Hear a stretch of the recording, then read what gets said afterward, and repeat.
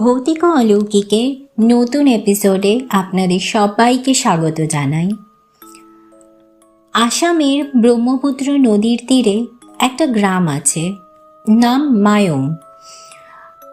লোকমুখে শোনা যায় এই গ্রামে নাকি একসময় এমন তন্ত্র সাধক ছিল যারা মানুষকে পশু বানিয়ে দিতে পারত।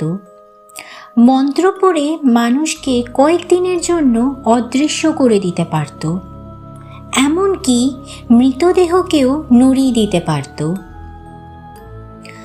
এসব কতটা সত্যি তা আজও কেউ জানে না। কিন্তু আজ আমি যে ঘটনাটা বলতে চলেছি সেটা ঘটেছিল বর্ধমানের এক কলেজ পড়ুয়া ছেলে রাহুলের সঙ্গে। রাহুল বর্ধমানের ছেলে, কলেজে পড়ে। তখন গ্রীষ্মের ছুটি চলছে। একদিন সন্ধ্যায় ওদের বাড়িতে বাবার এক পুরনো বন্ধু এসেছিলেন। কথায় কথায় তিনি আসামের মায়ং গ্রামের কথা বলতে শুরু করেন। লোকটা বলছিলেন, মায়ংয়ে আজও এমন কিছু পরিবার আছে যারা প্রকাশ্যে কিছু না বললেও গভীর রাতে এমন সব সাধনা করে যেগুলো সাধারণ মানুষের চোখে পড়ে না। তিনি আরও বলেছিলেন, ওখানে রাতের পর কেউ যদি তোমার নাম ধরে ডাকে একবারও সাড়া দেবে না, কারণ যে ডাকছে সে মানুষ নাও হতে পারে। সেই রাত থেকেই রাহুলের মাথায় একটাই চিন্তা, মায়ং। ওর মাসির বাড়ি আসামেই, আর মাসির ছেলে আকাশ। দুজনের সম্পর্ক এমন যে ছোটবেলা থেকে সবাই ওদের যমজ ভাই বলেই চিনত। দুজনেরই রহস্য, অলৌকিক ঘটনা, তন্ত্র মন্ত্র, লোককথা এসব নিয়ে প্রবল আগ্রহ। ফোনে রাহুল যখন আকাশকে মায়ংয়ের কথা বলল, তখন আকাশ এক মুহূর্ত দেরি করল না। চলে আয়, বাকিটা আমি সামলে নেব। 4 দিন পর রাহুল আসামে পৌঁছে গেল। মাসি, মেশো সবাই খুব খুশি। 2 দিন ভালোভাবে কাটল। তারপর এক সকালে রাহুল আর আকাশ ঘোষণা করল, আমরা 3 দিনের জন্য শিলং ঘুরতে যাচ্ছি। মাসি প্রথমে একটু আপত্তি করেছিলেন, কিন্তু আকাশ অনেক দিন ধরেই বন্ধুদের সঙ্গে বেড়াতে যায়, তাই শেষ পর্যন্ত অনুমতি মিলেই গেল। কিন্তু শিলং যাওয়ার জন্য যে বাসে ওঠার কথা ছিল সেই বাসে তারা ওঠেনি। গৌহাটি থেকে অন্য একটা লোকাল বাস ধরে তারা পৌঁছে গেল মায়ং।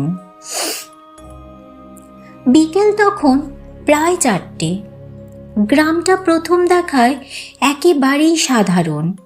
সবুজ মাঠ, কাঁচা রাস্তা, ছোট ছোট বাড়ি, দূরে ব্রহ্মপুত্রের বিস্তীর্ণ চর।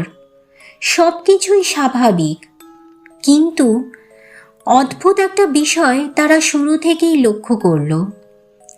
গ্রামের প্রায় প্রত্যেকটা বাড়ির সামনে লাল কাপড়ে বাঁধা শুকনো লেবু, কালো সুতো, কাকের পালক আর কিছু অদ্ভুত চিহ্ন ঝুলছে, যেন প্রত্যেকটা বাড়ি নিজেকে কারো কাছ থেকে রক্ষা করছে। রাহুল কয়েকটা ছবি তুলতেই হঠাৎ একটা বৃদ্ধ কোথা থেকে এসে খুব রাগী গলায় বলল, ছবি তুলবে না। রাহুল একটু অবাক হয়ে বলল, কেন কাকু? বৃদ্ধ উত্তর দিল না, শুধু স্থির চোখে ওদের দিকে তাকিয়ে রইল। তারপর বলল, সূর্য ডোবার আগে এই গ্রাম ছেড়ে চলে যাও, না গেলে গ্রাম তোমাদের যেতে দেবে না। এই কথাটা বলে লোকটা যেমন হঠাৎ এসেছিল তেমনই অদৃশ্য হয়ে গেল। আকাশ হেসে বলল, লোকাল লোকদের এসব ডায়লগ পর্যটকদের ভয় দেখায়। রাহুলও আর বিষয়টা গুরুত্ব দিল না। তারা গ্রাম ঘুরতে শুরু করলো। একটা ছোট চায়ের দোকানে বসে দুজন চা খাচ্ছিল। হঠাৎ দোকানদার খুব নিচু গলায় জিজ্ঞেস করলো, রাতেও থাকবেন? আকাশ বলল, হ্যাঁ, একটা লজ বুক করেছি। চায়ের কাপটা নামিয়ে দোকানদার কয়েক সেকেন্ড ওদের দিকে তাকিয়ে রইল। তারপর বলল, যদি রাত 12টার পর কেউ তোমাদের নিজের নাম ধরে ডাকে, কোনো অবস্থাতেই উত্তর দেবে না, আর ঘরের বাইরে বেরোবে না। রাহুল হেসে বলল, ভূতের ভয় দেখাচ্ছেন? লোকটা এবার হেসে উঠল, কিন্তু সেই হাসিতে আনন্দ ছিল না। সে শুধু বলল, ভূত হলে ভয়ের কিছু ছিল না। এখানে সবচেয়ে ভয়ঙ্কর জিনিসগুলো মরে যায়নি। চায়ের দোকানের ভেতর হঠাৎ যেন অস্বাভাবিক নীরবতা নেমে এলো। ঠিক তখনই দূরের বাঁশবন থেকে একজন মহিলার কান্নার শব্দ ভেসে এলো, আর সেই কান্নার সঙ্গে যেন কেউ খুব স্পষ্ট গলায় ডাকলো, রাহুল। কিন্তু রাহুল আর আকাশ তখনও জানতো না তাদের নাম এই গ্রামের কেউ জানার কথা নয়। রাহুল আর আকাশ দুজনেই একে অপরের মুখের দিকে তাকিয়ে রইল। বাঁশবনের দিক থেকে আবারও সেই গলাটা ভেসে এলো, রাহুল। এবার যেন আরও কাছে। রাহুলের শরীর দিয়ে ঠান্ডা একটা স্রোত নেমে গেল।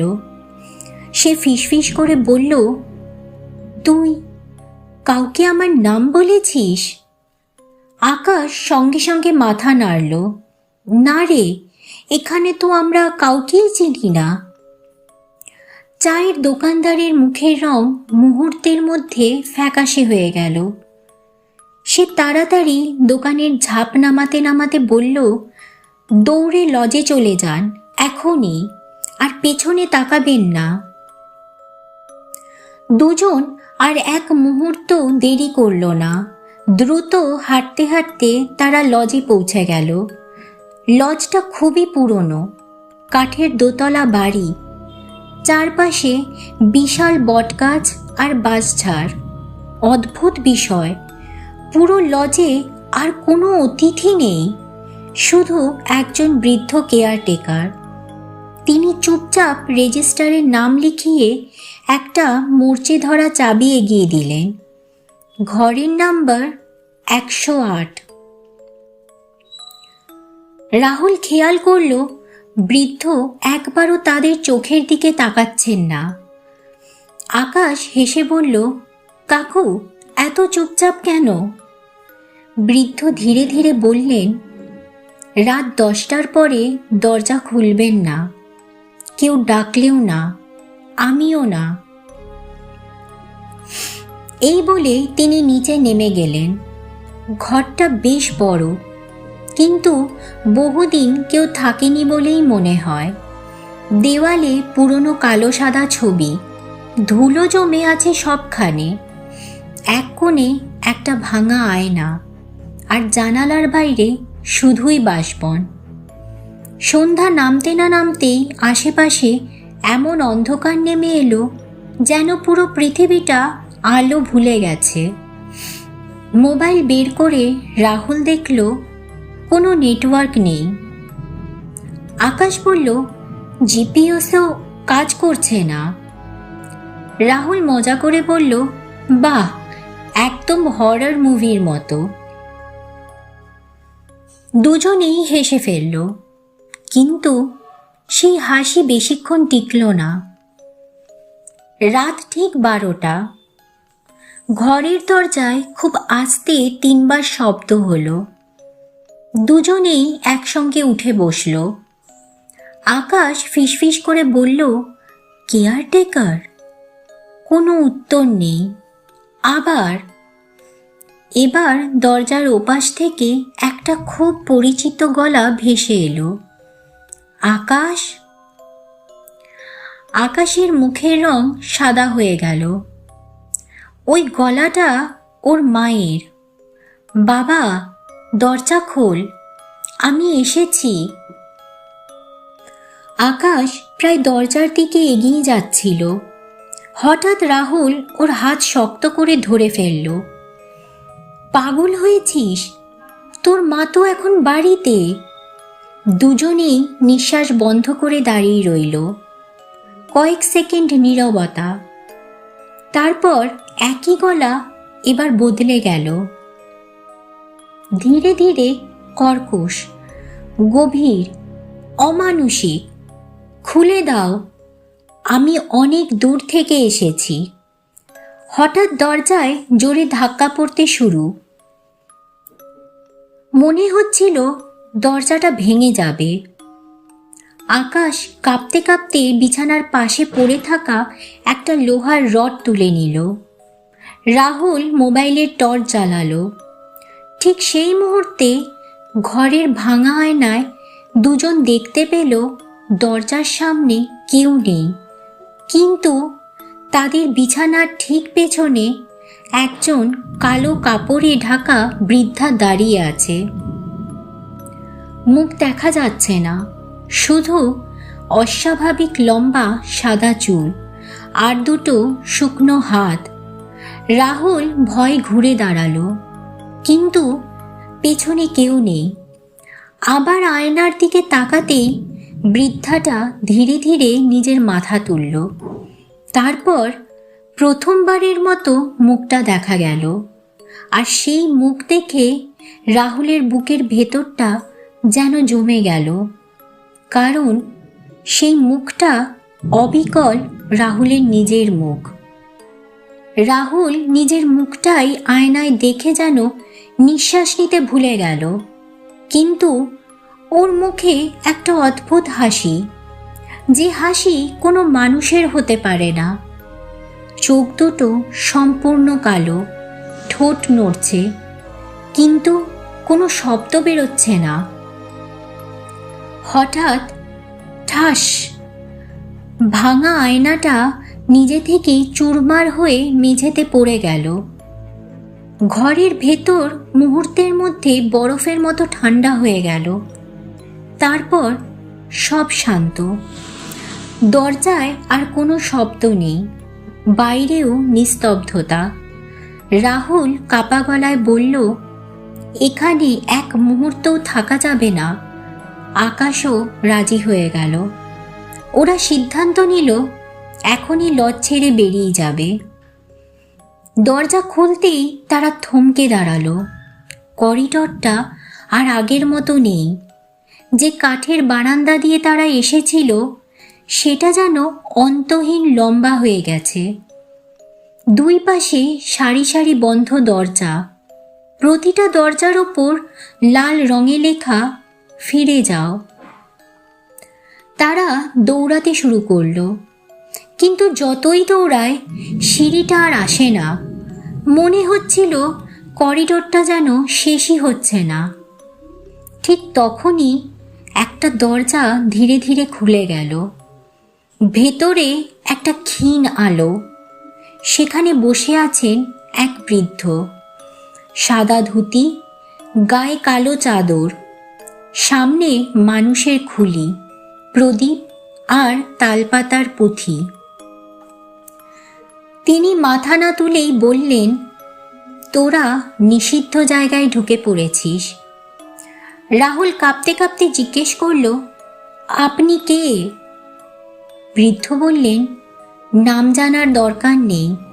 যাদের নাম এখানে লেখা হয় তারা আর আগের মানুষ হয়ে ফিরতে পারে না। তিনি একটা পুরনো খাতা খুললেন। রাহুল আর আকাশের বুক কেঁপে উঠল, কারণ সেখানে লাল কালি দিয়ে লেখা, রাহুল চক্রবর্তী, আকাশ দাস, আজকের তারিখ। রাহুল তোতলাতে তোতলাতে বলল, আমাদের নাম এখানে এলো কি করে? বৃদ্ধ এবার প্রথমবার মাথা তুললেন। তার চোখ দুটো একেবারে সাদা, কোনো মনি নেই। তিনি শান্ত গলায় বললেন, এই গ্রামে যে কৌতূহল নিয়ে আসে, গ্রাম আগে থেকেই তার নাম জেনে যায়। এরপর তিনি একটা ছোট তামার তাবিজ রাহুলের হাতে দিয়ে বললেন, এখনই দৌড়ে চলে যা। পেছনে কেউ ডাকলে তাকাবি না, কেউ কাঁদলে থামবি না, আর যদি নিজের গলায় নিজের নাম শুনিস তবুও উত্তর দিবি না। দুজন প্রাণপণে দৌড়াতে লাগলো। পেছন থেকে একটার পর একটা আওয়াজ আসছে, রাহুল, আকাশ। কখনো মায়ের গলা, কখনো বাবার, কখনো ছোটবেলার বন্ধুর। তারপর নিজেদেরই গলা, রাহুল দাঁড়া, আমি তুই। আকাশ আর থাকতে না পেরে একবার পেছনে তাকিয়ে ফেলল। রাহুল শুধু একটা চিৎকার শুনেছিল, রাহুল বাঁচা। তারপর সব চুপ। রাহুল আর পেছনে তাকায়নি, সে দৌড়েই চলল।